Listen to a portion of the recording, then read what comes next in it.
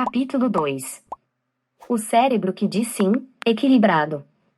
Alex gostava de ver o filho Ted jogar futebol, enquanto as coisas estavam dando certo. Se o time de Ted estava ganhando, e ele marcando gols, tudo estava ótimo. Mas, quando perdia um gol ou errava um passe, ou seu time era derrotado, Ted se descontrolava. Imediatamente perdia a cabeça, seu córtex pré-frontal deixava de exercer o papel integrativo do cérebro de cima, e o cérebro de baixo assumia o controle. O mesmo acontecia quando ele ficava no banco dos reservas, permitindo que os outros meninos jogassem. Vivia tentando voltar para o jogo, obrigando Alex a contê-lo fora de campo. As reações de Ted à decepção eram compreensíveis, afinal, ele tinha apenas 8 anos e era muito competitivo. Crianças de 8 anos muitas vezes têm dificuldade para se controlar. O problema era que seus descontroles eram frequentes e ocorriam em situações que não afetavam outras crianças de 8 anos. Na verdade, Alex ficava apreensivo quando alguma coisa ia mal em um dos jogos de Ted. E, se você já viu garotos de 8 anos jogarem futebol, pode imaginar que Alex teve muitas oportunidades de se preocupar. Ele sabia que, assim que o time começasse a perder, Ted não conseguisse roubar uma bola ou o juiz marcasse uma falta contra ele ou contra o time. O filho logo faria bico, choraria e, às vezes, até sairia do campo batendo o pé e se recusando a jogar. Do que Ted precisava naquele momento da vida? Equilíbrio, o primeiro fundamento de um cérebro que diz sim. Como ele não tinha a capacidade de se controlar, ou seja, de equilibrar seu corpo e suas emoções não era preciso muito para fazê-lo perder o controle. Imagino que você, leitor, já tenha passado por isso com seus filhos vez ou outra, quando eles tiveram dificuldade de controlar suas emoções e seus comportamentos.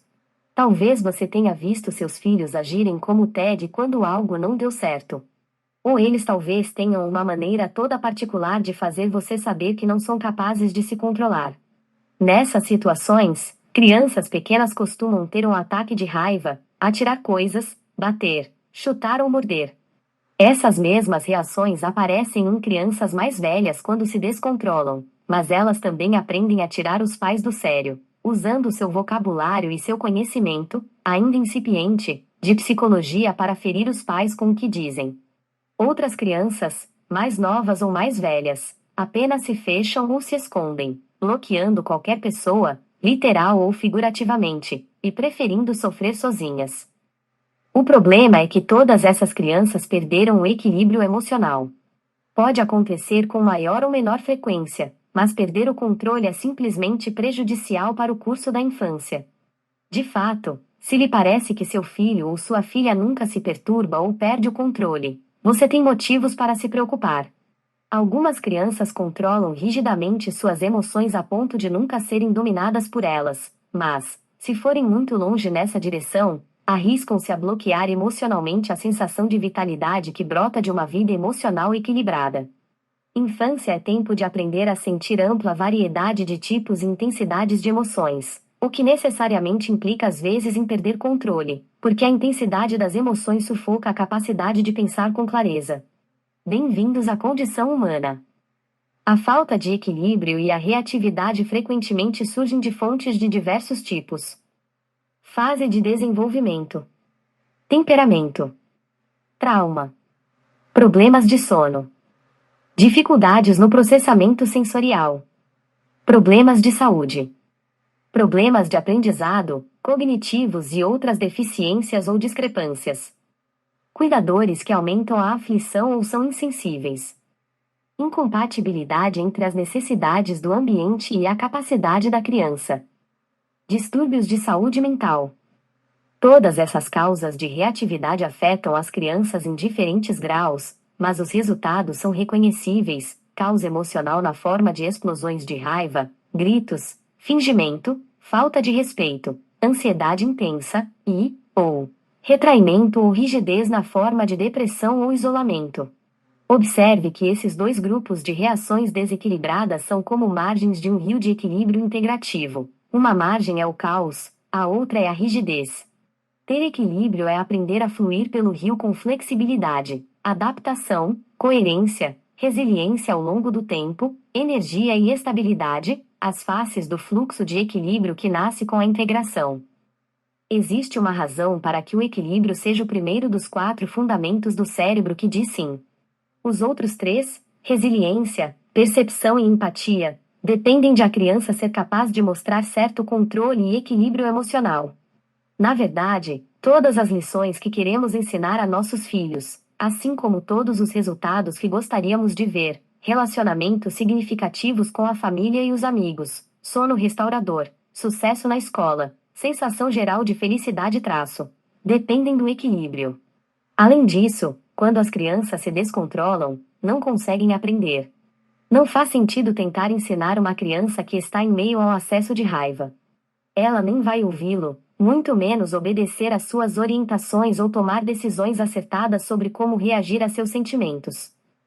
Uma de nossas tarefas primordiais como pais, não importa qual seja a idade dos filhos, é ajudá-los a ser mais equilibrados mediante uma regulação conjunta. Isso significa apoiá-los quando recuperam a tranquilidade emocional, assim como ensinar-lhes as competências que irão ajudá-los a ser equilibrados. Em palavras mais simples, o equilíbrio é crucial em todos os aspectos relacionados ao funcionamento de seus filhos. Quando lhes faltam equilíbrio e autocontrole, indiferentemente do que tenha provocado esse desequilíbrio, o comportamento reativo pode tornar as coisas mais estressantes e difíceis para todo mundo, inclusive para a própria criança. Portanto, uma das nossas tarefas primordiais como pais, não importa qual seja a idade dos filhos, é ajudá-los a ser mais equilibrados mediante uma regulação conjunta. Isso significa apoiá-los quando recuperam a tranquilidade emocional, assim como ensinar-lhes as competências que irão ajudá-los a ficar mais facilmente equilibrados e controlados no futuro. Vamos dizer como você pode fazer isso. Equilíbrio é uma habilidade a ser aprendida. Apesar de seu comportamento descontrolado no campo de futebol, Ted não tinha um distúrbio de temperamento ou de comportamento que exigisse uma intervenção terapêutica de longo prazo ou um tratamento medicamentoso.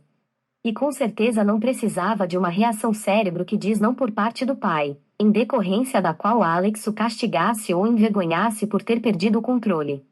Ted precisava que o pai lhe oferecesse uma reação cérebro que diz sim, que o ajudasse a desenvolver competências capazes de lhe dar equilíbrio emocional.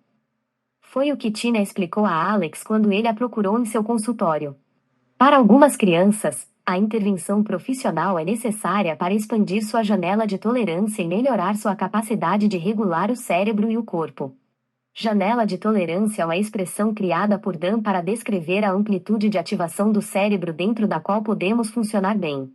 Além do limite superior da janela, nossa mente se torna caótica, além do seu limite inferior, nós nos tornamos inflexíveis.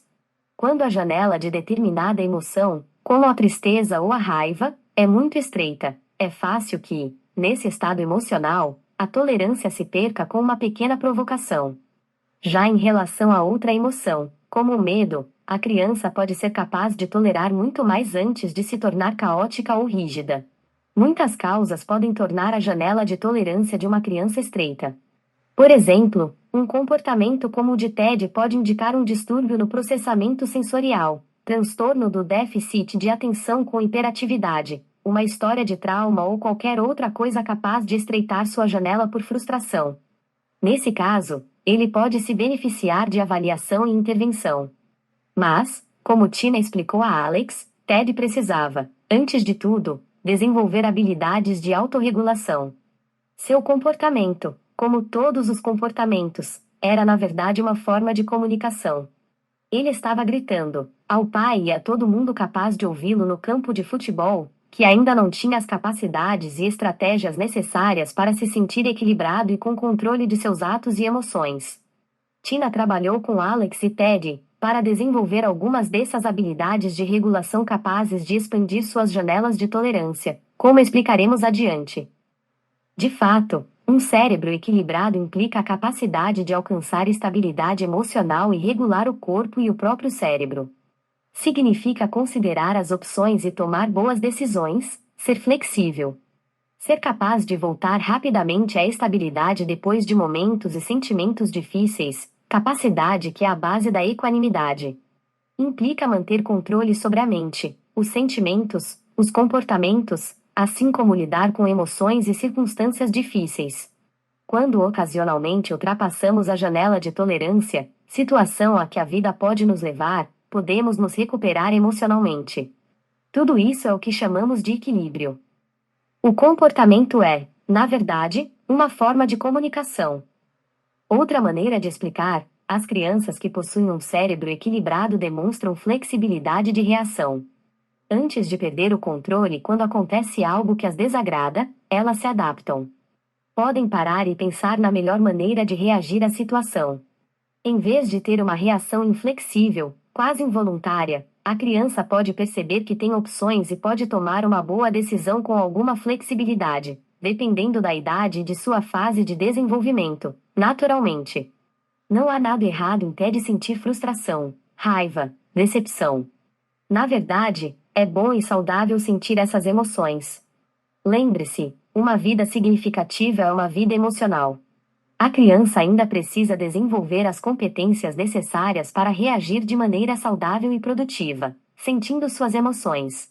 E um cérebro equilibrado é capaz de ter sentimentos, expressá-los apropriadamente, então recuperar a flexibilidade e não permitir que eles o dominem e deem as ordens. Quando as crianças são muito pequenas, ainda não têm desenvolvimento cerebral suficiente para manter consistentemente o equilíbrio emocional. Existe um motivo para alguém ter criado as expressões os terríveis 2, os experimentais 3 e os frustrantes 4, e, como o cérebro de cima ainda não está totalmente desenvolvido, uma de nossas tarefas como cuidadores é usar nosso cérebro desenvolvido para ajudar as crianças a recuperar o equilíbrio. É aí que entra a regulação conjunta. Ajudamos a acalmá-las com uma presença apaziguadora, garantindo-lhes que estarão seguras e que estaremos com elas durante esses sentimentos opressivos. Falaremos muito mais dessa ideia adiante no capítulo 3, mas, na verdade, o mais importante para ajudar seus filhos quando eles perdem o controle é oferecer-lhes uma presença amorosa e tranquilizadora. Na maior parte do tempo, as crianças se comportam mal porque não conseguem, e não porque não querem controlar suas emoções e seu corpo. Portanto, antes de começar a dar lições aos seus filhos ou a lhes dizer o que espera deles, o que devem ou não devem fazer, eles precisam que você os ajude a recuperar o equilíbrio.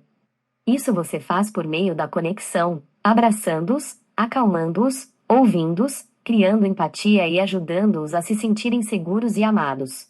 É assim que o equilíbrio se restabelece. Então, e só então, faz sentido conversar com eles sobre o comportamento apropriado e como podem se conduzir melhor no futuro. Na maior parte do tempo, as crianças se comportam mal porque não conseguem, e não porque não querem controlar suas emoções e seu corpo. Portanto, antes de começar a dar-lhes lições ou lhes dizer o que espera delas, elas precisam que você as ajude a recuperar o equilíbrio. Tenha em mente que as crianças não gostam de perder o controle. Quando estão descontroladas, se assustam. Podemos ajudá-las a recuperar o equilíbrio emocional. Quando não contam com nossa ajuda, precisam enfrentar sozinhas o descontrole emocional intenso e estressante. É nessas situações que assistimos a acessos terríveis. O rabo do meu biscoito de peixinho dourado quebrou. Foi a coisa mais horrível que me aconteceu. Põe ele de volta. Põe ele de volta. Esse tipo de reação intensa é apropriada a certa fase de desenvolvimento. Mas, à medida que as crianças crescem e se desenvolvem, é seguro deixar que experimentem uma ampla variedade de emoções, mesmo as intensas, e ajudá-las a recuperar a flexibilidade e voltar ao estado de equilíbrio, para poderem desfrutar os benefícios de um cérebro que diz sim.